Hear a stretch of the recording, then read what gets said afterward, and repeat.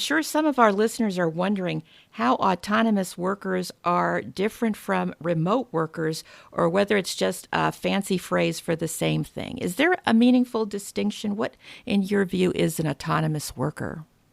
Yeah, so one piece to touch on is the word you used, remote. So remote, a remote worker often indicates that they're remote away from a headquarters. And in CGL's case, we're actually fully distributed, which means we have no offices anywhere. So there is nowhere for our workers to be remote from.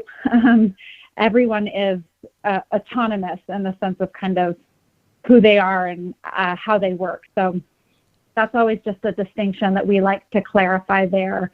There's also a bit of a, I guess there's a conception in the world that remote workers sometimes are kind of like a second-class citizen. That's been shifting quite rapidly, I think, with COVID and a lot of the remote work that's become, much more commonplace over the past year. But for us, an autonomous worker is a very proactive, independent worker. They're someone that's very aligned on our model and how we get work done. So at CGL, everything is about the value that's contributed. And that's where autonomous workers kind of fall into our definition.